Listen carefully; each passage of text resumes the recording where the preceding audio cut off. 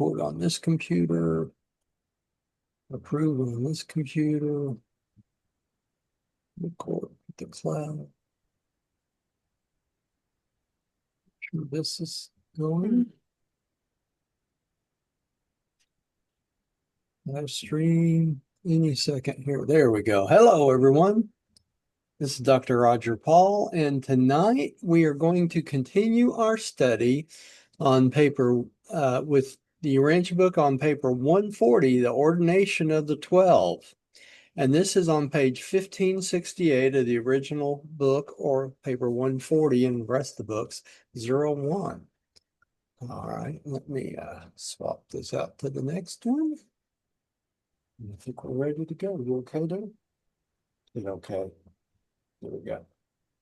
All right, paper 140.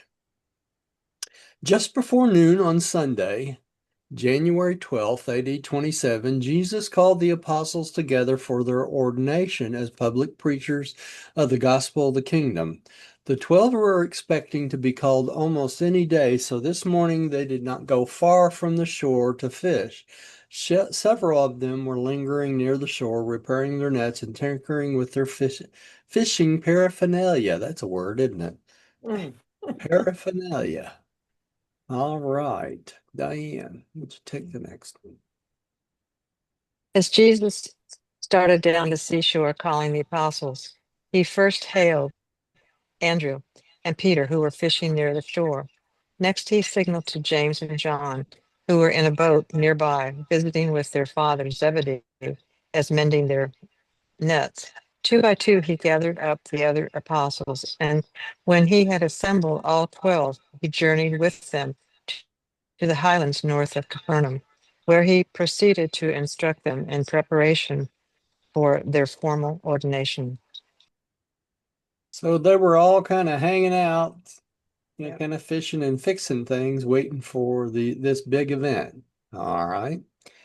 Pam, would you take the next one, please? For once, all 12 of the apostles were silent. Even Peter was in a reflective mood. At last, the long-waited for hour had come.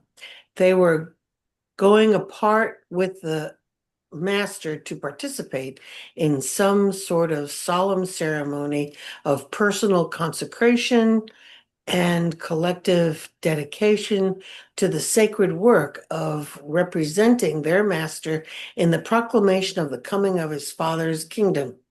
So they were all expecting this, right?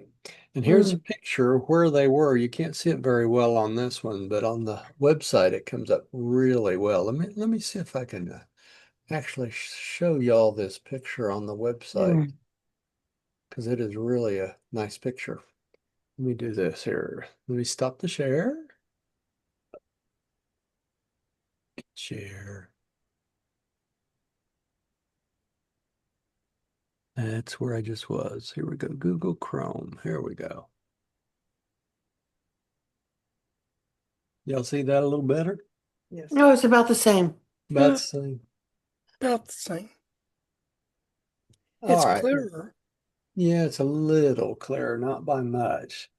But let me kind of, well, it's hard to point it out on this one. But well, I could go over here and point it out. Can you see my mouse on that? Yeah, you can. Yeah. Okay. It says here, they have it numbered 1 through 7, I think. All right.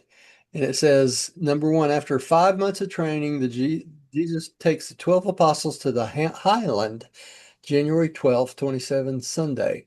And then on number 2, it says Jesus' ordination sermon, the so-called Sermon on the Mount. So the Sermon on the Mount's really the ordination sermon. We had talked about this back in 2014, I believe, when we did this back then. Jesus sends apostles away for a few days. All right. And then number 3, it says Jesus holds, in the bolt here, Jesus holds a 4-hour teaching conference about the affairs of the kingdom with Peter, James, and John on Thursday. And then 5, Andrew finds Jesus weeping in the boat. They leave around noon, and that's on Sunday. All right. And then number 4 says they go back to the highlands, consecrate the 12, going into the world to preach the glad tidings of the kingdom. All right. And then it says they go to the point on the location near Pella the next day. So they were up here at Bethsaida. They go to Capernaum, and then they go up to Chorazim for the ordination. Okay. Let me switch this back. I don't know how well y'all saw that, but you can go out to the website and it's really a picture on the website. Wonder why he went to Chorazim for the ordination. Because it was kind of Actually, Hmm? it was in the hills. the hills of Chorazim. Yeah, yeah, just a natural location where they could enjoy themselves, really. Well, it does look about the same as the other one, doesn't it? Yeah. Okay, let's go back up here and go to the next paragraph. And here's another picture. All right, preliminary instruction. I lost everybody's. Where y'all at? Y'all are hiding on me, all of you. It's Rodney's turn. All right, Rodney, will you take this one? That's better. I can Okay, see. yeah. One preliminary instruction. Before the formal ordination service, Jesus spoke to the 12 as they were seated about him. My brethren, this hour of the kingdom has come. I have brought you apart here with me to present you to the Father as ambassadors of the kingdom. Some of you heard me speak of this kingdom in the synagogue when you first were called. Each of you has learned more about the Father's kingdom since you have been with me working in the cities around and about the Sea of Galilee. But just now, I have something more to tell you concerning this kingdom.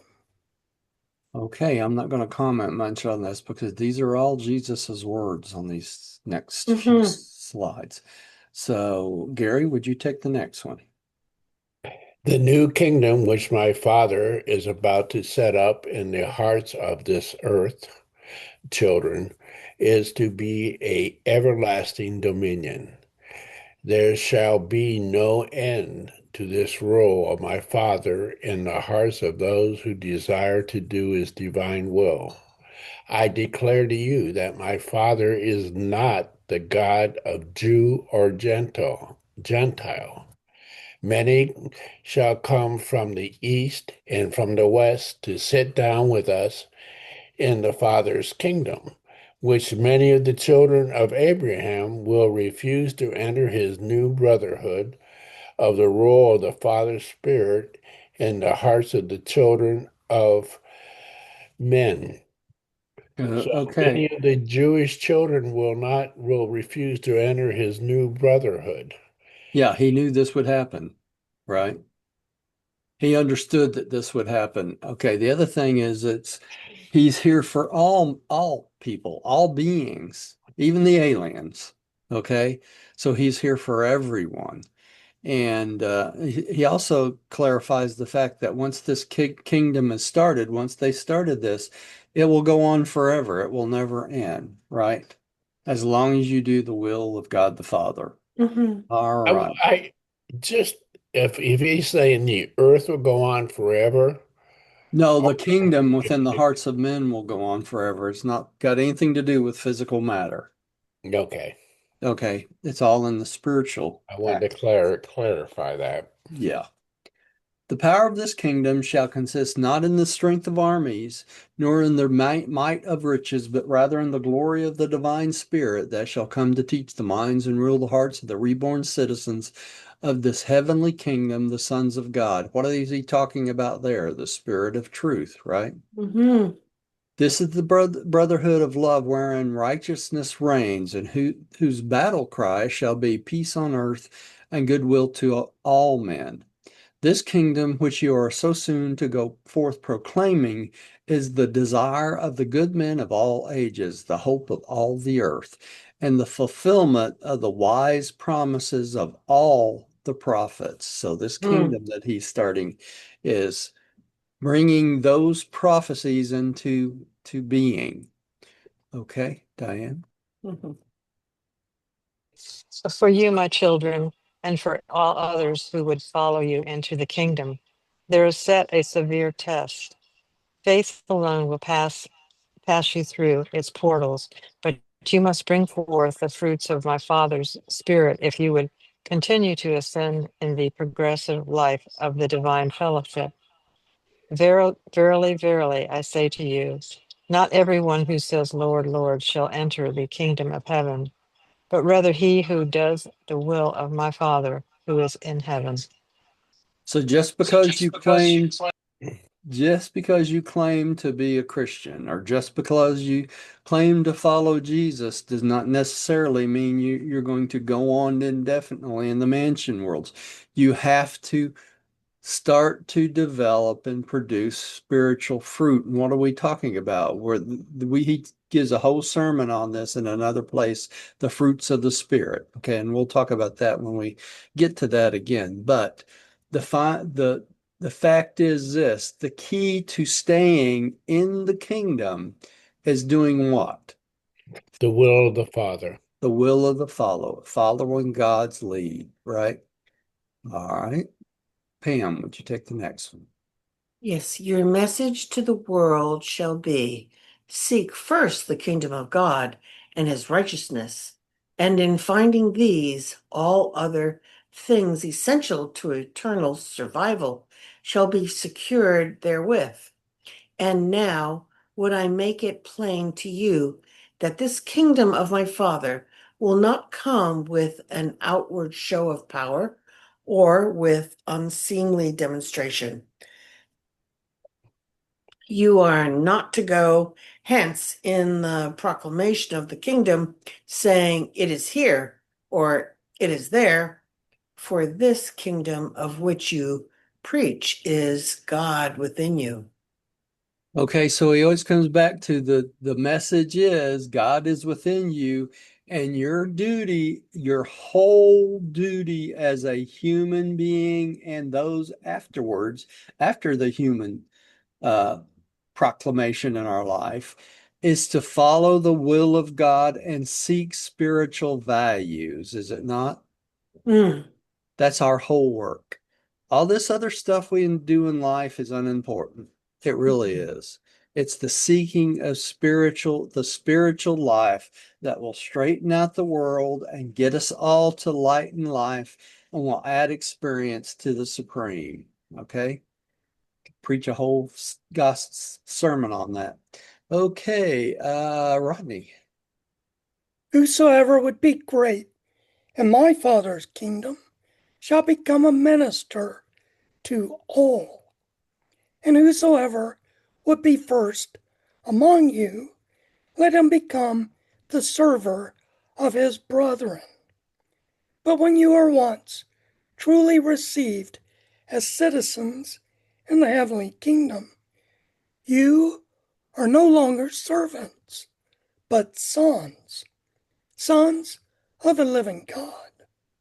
And so shall this kingdom progress in the world until it shall break down every barrier and bring all men to know my Father and believe in the saving truth which I have come to declare. Even now is the kingdom at hand, and some of you will not die until you have seen the reign of God come in great power. And that's exactly what happened, didn't it? If you I think think about it, he's huh? I think he knew that. Is he talking about Judas Iscariot, perhaps? No, he's Did he talking think about that Judas? the message of the kingdom will spread quickly like wildfire. And that's exactly what happened in Jerusalem after the death of Christ. So they see the kingdom come in great power because of the spread of the gospel so quickly and so far. Even though they change the message to, Jesus died for your sins. Even though they did that, still the message of the kingdom still managed to go forward and a wonderful, great amount that no one could have ever expected to happen. Because if you think about it, Rome was the rule back then, not spirituality, was it?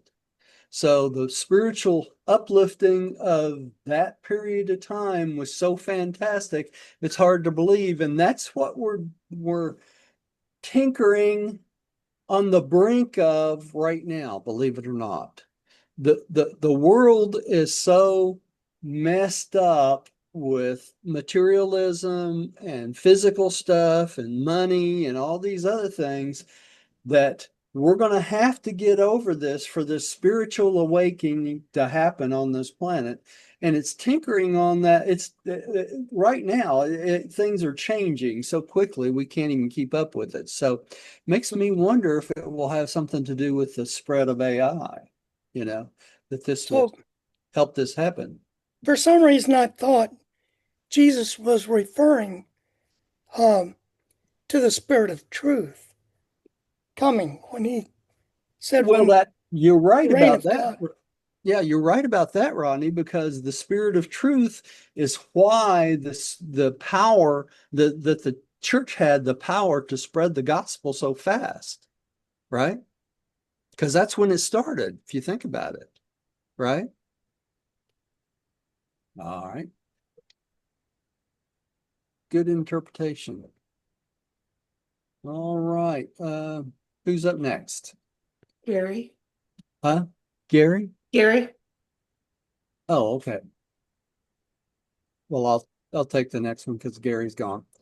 And which this your eyes now behold is small beginning of the 12 commonplace men shall multiply and grow until eventually the whole earth shall be filled with the praise of my Father. And it will not be so much by the words you speak, but by the lives you live, that men shall know you have been with me and have learned of the realities of the kingdom. And while I lay no grievous burdens upon your minds, I am about to put upon your souls the solemn responsibility of representing me in the world when I shall presently leave you. And as I now represent my Father in this life, which I am living in the flesh. And when he had finished speaking, he stood up. So he's basically telling them that the burden will fall on them very soon. Mm-hmm. Okay. All right. So next, the ordination. I'm back if you want me to do it. I had a interruption. Okay. To the ordination. Jesus now instructed the 12 mortals who had just listened to his declaration concerning the kingdom to kneel in a circle about him. Then the master placed his hands upon the head of each apostle, beginning with Judas Iscariot and ending with Andrew. When he had blessed them, he extended his hands and prayed. Okay. Pam, would you take the next one, please? Yeah. You would think when Christ put his hand on Judas that it would have had Straightened some out his kind of mind, maybe? freedom, you know? I know. I mean, there's a I lot of think energy so. there. Can you imagine Jesus putting your hand on him? He does My every day, father, Pam. huh? He does every day. He puts Yeah. his hand on me every day. That's why I get up and do what I do. Because without it, there is no way I could make it through the day. All the different things I Uh, got going on. Roger, you're mistaken. Huh? That was his foot kicking you out of bed. Maybe so. I don't know. uh, All right, Pam. My father, I now bring to you these men, my messengers, from among our children on earth. I have chosen these 12 to go forth to represent me as I came forth to represent you. love them and be with them as you have loved and been with me. And now, my Father, give these men wisdom as I place all the affairs of the coming kingdom in their hands. And I would, if it is your will, tarry on earth a time to help them in their labors for the kingdom. And again, my Father, I thank you for these men, and I commit them to your keeping while I go on to finish the work you have given me to do. Now, I want to mention something here with this paragraph is the fact that he not only is commissioning the 12 here, he is commissioning everyone that comes after them. Okay. So you have to think of this as the blessing not only for the apostles, but the blessings for yourselves and your lives to go forth and do the will of God in your life, you know. So that's the best way to look at it. Mm-hmm. All right. Rodney. When Jesus had finished praying, the apostles remained each man bowed in his place. And it was many minutes before even Peter dared lift up his eyes to look upon the Master. One by one, they embraced Jesus, but no man said aught. A great silence pervaded the place while a host of celestial beings looked down upon the solemn and sacred scene. The creator of a universe, placing the affairs of the divine brotherhood of man under the direction of human minds. Wow. And it's still under that direction, is it not? Mm-hmm. Jesus gave us a commission to go forth and spread the gospel, but he also gave us the commission to what? To run the world. And that's exactly what we're doing now. We're not doing a great job of it right now because we got so many corrupt people out there trying to run it. But that's why the celestial beings doesn't take back the world and control it from us, because we're supposed to gain experience from it. It's supposed to evolve, and that experience comes to us and through us as individuals and as a collective. So it's our responsibility to straighten out the messes that we have created. All right. Gary, would you take the next one, please? Yeah. The ordination Yeah. sermon, excuse me. Then Jesus spoke, saying, now that you are ambassadors of my Father's kingdom, you have thereby become a class of men separate and distinct from all other men on earth. You are now, not now as men among men, but as the enlightened citizens of another and heavenly country among the ignorant creatures of this dark world. That hasn't changed. No, that's still the same, isn't it? No, yeah. It is not enough that you live as you were before this hour, but henceforth must you live as those who have tasted the glories of a better life and have been sent forth to earth as ambassadors of the sovereign of that new and better world. Of the teacher, more is expected than of the pupil. Of the master, more is expected than of the servant. Of the citizens of the heavenly kingdom, more is required than of the citizens of the earthly world. Some of the things which I am about to say to you may seem hard, but you have elected to represent me in the world, even as I now represent the Father. And as my agents on earth, you will be obligated to abide by those teachings and practices which are reflective of my ideals of mortal living on the worlds of space, and which I exemplify in my earth life of revealing the Father who is in heaven. Now, this paragraph is what I'm talking about when I talk about it. Apostleship takes more responsibility than discipleship, doesn't it? Mm-hmm. Because when you choose to follow God as an apostle, then all this extra things are added to you. Okay, and we've talked about this back in 2014, right? So I'll go on to the next one. I send you forth to proclaim liberty to the spiritual captives, joy to those who in the bondage of fear, and to heal the sick in accordance with the will of my Father in heaven. You will find my children, when you find my children in distress, speak encouragingly to them, saying, okay, notice here it says, heal the sick in accordance with the will of my Father in heaven. So if you think you can just go out and heal something and it's not the will of God, it's not going to happen. Okay, sweetie. Happy are the poor in spirit, the humble, for theirs are the treasures of the kingdom of heaven. Happy are they who hunger and thirst for righteousness, for they shall be filled.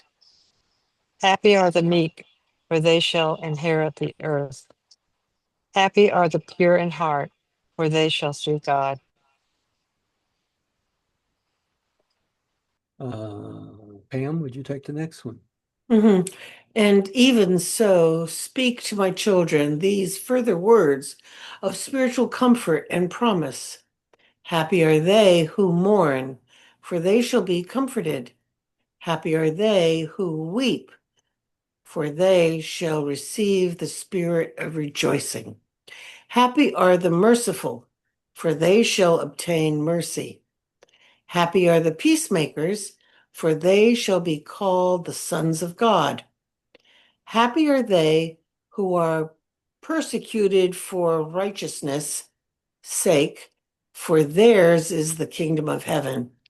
Happy are you when men shall revile you and persecute you, and shall say all manner of evil against you falsely. Rejoice and be exceedingly glad, for great is your reward in heaven. So that's a big promise. It's a big promise, isn't it, Rodney? Mhm. My brethren, as I send you forth, you are the salt of the earth, salt with a saving savor.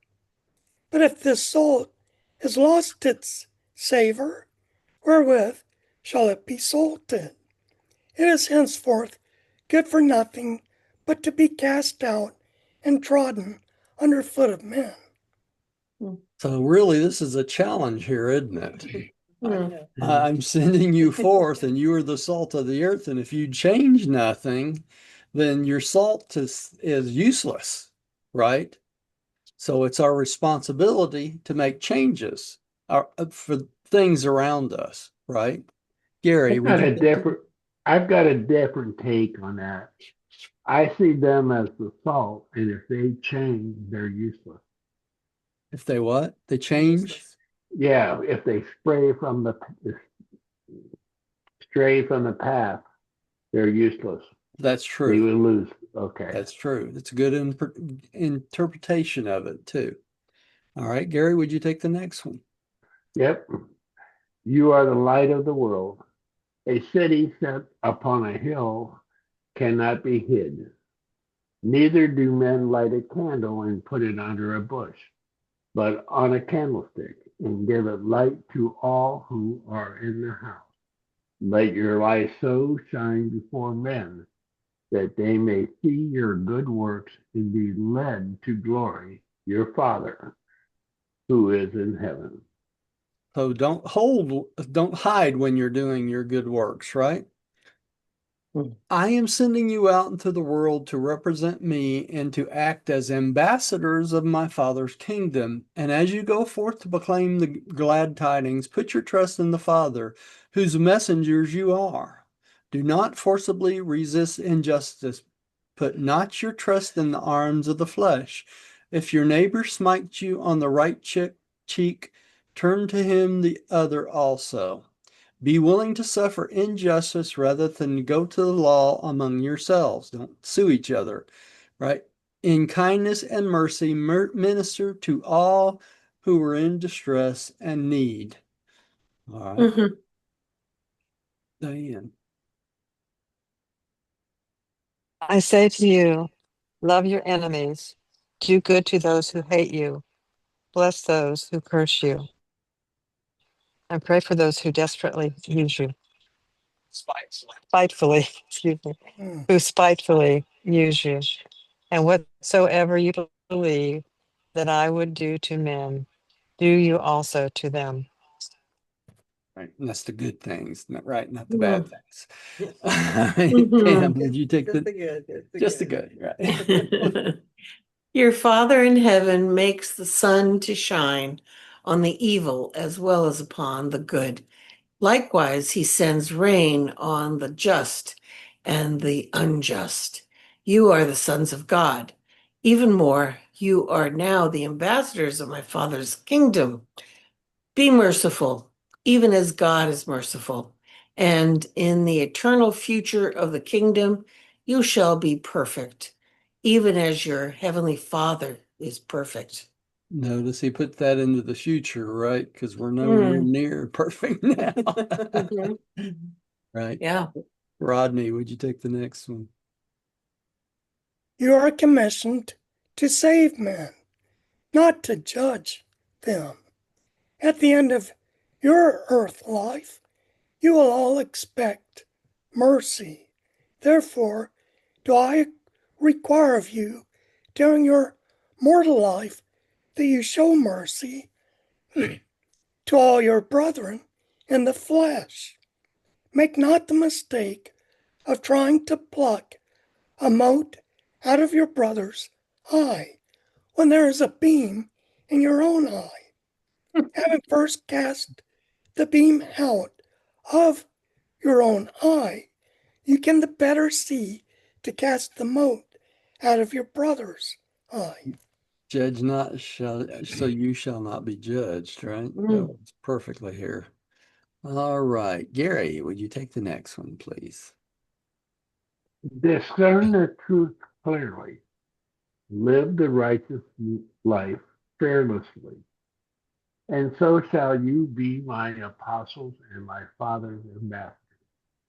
You have heard it said, if the blind lead the blind, they both shall fall into the pit. If you would guide others into the kingdom, you must yourselves walk in the clear light of a living truth.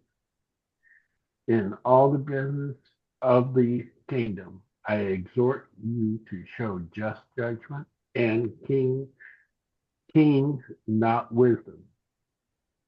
Present not that which is holy to dogs, neither cast your pearls among the swine before the swine, lest they trample your gems underfoot and turn to To rend you, tear at excuse you. me. Yes. In other words, use your wise judgment when you are teaching the gospel to those around you, and don't teach the gospel to people that have no interest in it. Right? There's a passage in the book somewhere, I think somewhere we may come across it, where the apostles talk to them about when they go to some of these homes they talk to, and they just reject them. And he says, don't worry about it. They were given the opportunity. You know, Wipe the dust basic. from your feet, I think was the statement, right? I think you're right on. Yeah. Yes, to wipe the dust from your feet And and move go on on. to the next. Yeah, don't waste That's your right. time. And that's what Mhm. he's talking about here. It does no good to present holy concepts to dogs and put pearls in front of swine because they don't appreciate it. And there are beings in this planet that don't appreciate anything, right? Mhm. Just This turn on your past TV any night and you can find lots of it, right? this past month, I've talked to two people who seemed extremely interested in the book. I told them, if they were interested, I got my email, I'll set you up, Yeah. and nothing has happened, and I thought for sure they would. I think sometime in the future they may. Who knows? So I keep this in mind, and I'm not a prophet. I'm not saying I am. I'm not patting myself on the back. It was just conversations that came up in the course of the other day. You know. Yeah. Anyway, I'll shut up now. I can't. I'm sorry, Gary. I can't hear anything you're saying for some reason. Oh, he's I know what. muffled a little Huh? bit. Hold Muffled on. a little bit. Yeah. I've got the solution in hand. Okay. Okay. Mm-hmm. I It's think still. it's yours, Roger. Okay. Huh? Can you Oh, hear me? that's pretty. Huh? Yeah, I hear you a little Yeah, better. Yeah. better. Okay. My hearing aids was picking up on the phone on the computer. Yeah, you're coming in much better. Yeah. Yeah. You see, I've gotten enlightened. What I was saying is this past month, I talked to two different individuals who I thought they showed great interest in the book. And I gave them my email saying, if you're interested, I'm not going to bug you. If you're truly interested, here's my email. I'll set you up for the joining us and etc. Whatever they want. Yeah. And I got nothing. I talked to one the other day, and she says, "I'm just so busy." Uh, she's involved in a project I also happen to be involved in, and it is swamping her. I understand that, Yeah. but Well, Well, when the time is right. sometimes you just have to go on doing your work without any response from anybody. Mhm. I've sent out 5 chapters in the last 2 weeks of the book that's finished. I've gone through the process of proofing it and everything and making the audio part of it, and I didn't get a response from anybody about any of it. So I don't know if people are getting it or not. So uh, did any of y'all get my emails on the chapters I've sent out? I did, but I In wasn't MP realizing that you wanted a response. Well, no, I don't want a response. I was just trying to get the chapters all together, and I thought maybe Mhm. the people that's listening to the group might like to hear the chapters. I may be mistaken. I just need to stop sending them out. So I'm not sure. I think the more the better. Yeah. Yeah, yeah, I do. I'm accumulating them, to be honest with you, because right now I am swamped. Yeah, I know how that is. I stay swamped. Okay. Am I back up there? Yes. Okay. In the great day of the kingdom, in the great day of the kingdom judgment, many will say to me, did we not prophesy in your name, and by your name do many wonderful works? But I will be compelled to say to them, I never knew you. Depart from me, who are false teachers. Everyone who hears the charge and sincerely executes his commission to represent me before men, even as I has represented my Father to you, shall find an abundant entrance into my service, into the kingdom of the heavenly Father. And who's the type of people he's talking about here, y'all? People who do it for glory. People that do it for glory and money, right? And Hmm. we see these people on TV all the time. Send me $1, send me two. You'll get a blessing from God. He'll make you wealthy and all this I've stuff. got it. It's worse than that. I've got a neighbor who is, a Christian in the traditional sense, and trashmen come down the street and they give them bottles of water and stuff like that if it's a hot day, and uh, they do various other things, like they'll weed whack a neighbor's yard or something like that. I got the impression it's more show than anything else. And so I think those people are in a false, Yeah. I don't think they're doing the will of God. I don't think they're doing it out of love of God or the directions of God. I think they're doing it saying, I'm a great Christian. Yeah. Yeah, maybe. There's something I want to say. I saw a video of a man life after death. And he came back, and he was a sheriff of the local community in somewhere in South Carolina, and a prominent man of the community. And he had adopted many children, and he had foster kids and everything else. And he went to church every day and every Sunday and stuff like that. And in the telling of his story, I got the impression that he was doing it for self gain, political gain, recognition, etc. And he died, allegedly, in life. And God says, You're gone to hell. Now, I know we don't believe in hell, but that's the story, and he, you know, called the God and everything. And the God says, You're not doing this on faith and good that works. You're doing it for your own glory and great gratification. And that's not what I'm about. And so he came back to earth to basically relay the message that this what we're discussing right now. And I think it was very important. So I'll leave you at that. Okay. Never before had the apostles heard Jesus speak in this way. He had talked to them as one having supreme authority. They came down from the mountain about sundown, but no man asked Jesus a question. They were silent. All right. And that's a few Can pictures you here. imagine what they've gone through their mind? Yeah. Had a What lot to put we on get them. ourselves in for. Yeah. All right, Diane. 4. You are the salt of the earth.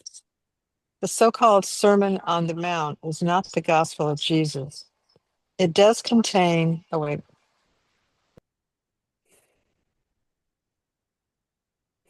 Oh, no, we can't hear you now.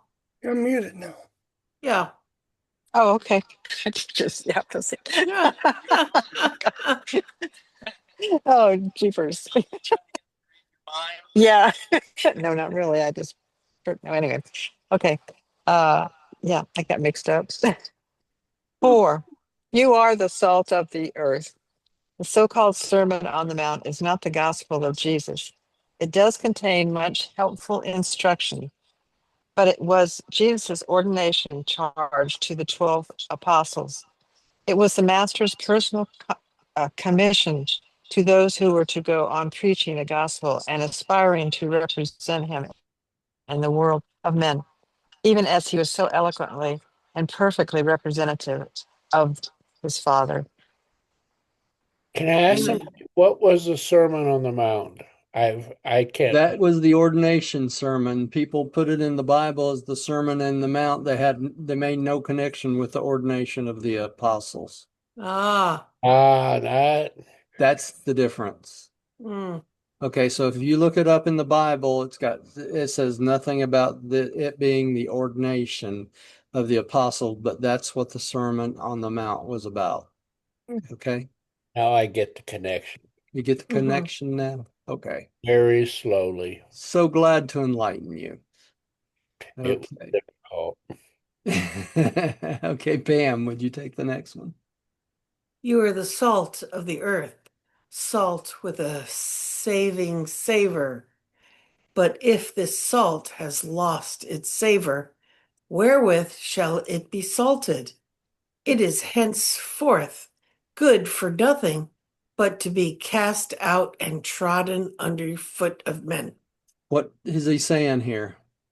Keep the faith. Keep the faith. If you don't do what you're put out there for, you might as well be cast out and trodden under the foot of men because you're doing them no good if you don't do what you're put there for. You Mhm. know, the two apostles, and I forgot, were they the brothers that after Jesus' death, they didn't go out and preach? They went back to their normal lives? Yes, that's because they didn't have the skill to go out and preach, Gary. Not everyone has the skill to be a spiritual leader. It's Mhm. just the way it is, right? Yeah. All right, let's go on. I think Rodney's up. In Jesus' time, salt was precious. It was even used for money. The modern word salary is derived from salt. I Salt never knew that. not only flavors food, but it is also a preservative. It makes other things more tasty, and thus it serves by being spent. In other words, if it's the representation of salary or the way you get paid, and many people back in that time got paid in salt because of its value, and it could Hmm. be traded and used and that sort of thing. And what he's saying here is if it's not used for food to make things more tasty or spent to get the things you need, what use is it, right? And That's where the phrase, he was worth his salt today. that's right. He's worth his weight in salt, right? All right. Gary, Mhm. would you take the next one? You are the light of the world. A city set on a hill cannot be hid. Neither do men light a candle and put it under a bushel, but on a candlestick, and it gives light to all who are in the house. Let your light so shine before men that they may see your good works and be led to glorify your Father who is in heaven. So you got many talents. Everyone has many talents, right? So don't hide those talents. Be bold and use them in your life, right? Only by being bold and using them will people see the reflection of the will of God within you, right? All right. Let's see here. While light dispels darkness, it can also be blinding as to confuse and frustrate. We are admonished to let our light so shine that our fellows will be guided to new and godly paths of enhanced living. Our light should be so shine as not to attract attention to self. Even one's vocation can be utilized in an effective reflector for the dissemination of this light of life. So you don't have to be a fanatic to show your light, basically. Strong characters are not derived from not doing wrong, but rather from actually doing right. Unselfishness is the badge of human greatness. The highest levels of self realization are attained by worship and service. The happy and effective person is motivated not by fear of wrongdoing, but by love of right doing. You notice it says by love of right doing, so it's not the trying to get away from the wrongdoing or trying to keep from doing wrong, but it's the love of doing right to people that builds your spiritual character and helps build them, right? Okay, Pam. By their fruits you shall know them. Personality is basically changeless. That which changes, grows, is the moral character. The major error of modern religion is negativism. The tree which bears no fruit is hewn down and cast into the fire. Moral worth cannot be derived from mere repression, obeying the injunction, thou shalt not. Fear and shame are unworthy motivations for religious living. Religion is valid only when it reveals the fatherhood of God and enhances the brotherhood of men. So it's the things that thou shalt do that overrides the thou shalt nots, right? So, Correct. living a righteous life and doing those things that are best for humanity is the reward in itself, right? But those who do not do this and go on, those are not giving any rewards for what they're doing, right? It indicates an error in the Christian traditional church in the sense that they follow the commandments given to Moses. Though the Ten Commandments are thou shalt not. Yeah, Correct. And God's commandments are thou shalt. And Jesus gave us even it's in the Bible, and if I'm wrong, I'm wrong. I'm going to try and quote it from memory. So I'm also going to be 80 Friday, so forgive me. Oh, God bless you. Uh, it says, Rabbi, what do we need to do to enter the kingdom of heaven? And he says, believe in God with all your heart and mind, and do unto others as you would have them do unto you. That is, to me, the crux of everything. It is, because if you do that, you won't do the other 10 commandments, right? You'll never commit any It's of the other 10 commandments if you do that one thing. It really overrides everything. You've got to remember the human race is stupid. Yeah, yeah, I'm including myself in that. yeah, Okay. And God would not give us 10 commandments when he could give us two yeah, because we're dumb. yeah. Rodney, Yes. I think you're Oh, up. right. Yeah. An Just sit there effective and look stupid, okay? an effective philosophy of living is formed by a combination of cosmic insight and the total of one's emotional reactions to the social and economic environment. Remember, while inherited urges cannot be fundamentally modified, emotional responses to such urges can be changed. Therefore, the moral nature can be modified.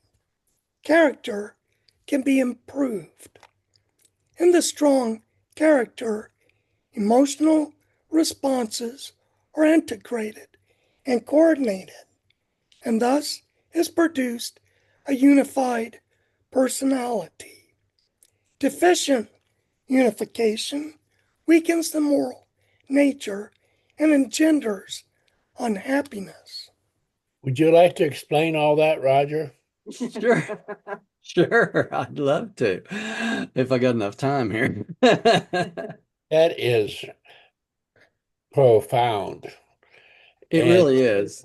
and But so it gives you questions when you read it and you start to think a little bit, you know.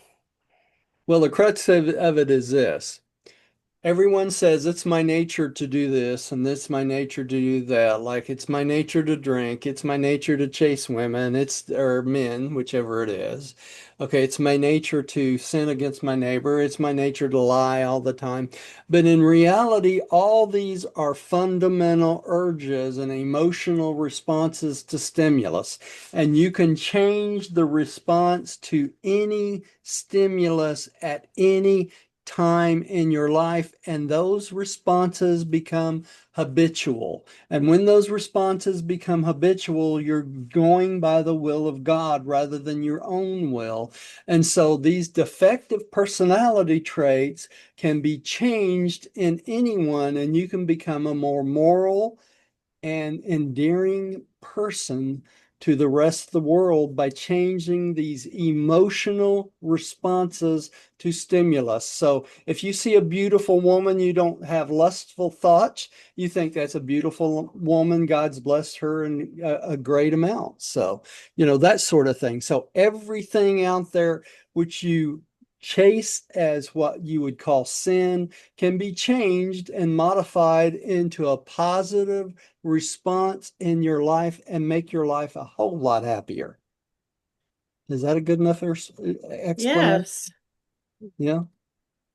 All right. So let's go on. Who's up next? Me? Gary. Huh? Gary? Gary. Gary Okay. is. Gary, will you take that? Yep. Without a worthy goal, life becomes aimless and unprofitable, and much unhappiness results. God, that's smart. Jesus' discourse at the ordination of the 12 constitutes a master's philosophy of life. Jesus exhorted his followers to exercise experimental faith, Experiential faith. experiential faith. He admonished them not to depend on mere intellectual assent. Credulous Credulity. Yes. credulity and established authority. What's credulity? In other words, Man, some. I don't know. he's saying not just depend on your intellectual abilities and and what is accepted as a norm and the established authority on decisions you make in your life. Okay, it's up to you. All right. Okay, let's see here. Education should be a technique of learning, discovering the better methods of gratifying our natural and inherent urges and happiness as the result of total of these enhanced techniques of emotional satisfactions. Happiness is little dependent upon environment, though pleasing surroundings may greatly contribute thereto. That's why money doesn't make you happy, right? Doesn't matter whatever is around you, if you don't have the natural ability to appreciate that which is not around you. Okay. Can Let's I look at, give you an insight into that? huh? I I read a book several years ago about the psychology. It was a guy that went through the Holocaust concentration camps and later become a doctor of psychology. But he said in the book that those people that went around and was helping other people, like they would give half their rations to someone who was dying of starvation and stuff to help them go forth, they are the ones that had a greater tendency to survive than the ones who were selfish. Yeah. Did not, right? Yeah. Hmm. And he based it on the fact that they had something to live for. He said when people give up, when they decided they had nothing to live for, they called them 10 dayers, and they said they'd be dead within 10 days. Hmm. Those Every were more extreme situations. Yes. every mortal really craves to be a complete person, to be perfect, even as the Father in heaven is perfect. And such attainment is possible because, in the last analysis, the universe is truly fatherly. You notice the universe is truly fatherly. In other words, it's friendly to you, right? Yeah. Okay. We're going to stop there. Fatherly and brotherly love. We'll take up next time, section 5. Okay. Let me swap out the share real quick here. I think I'll pray tonight.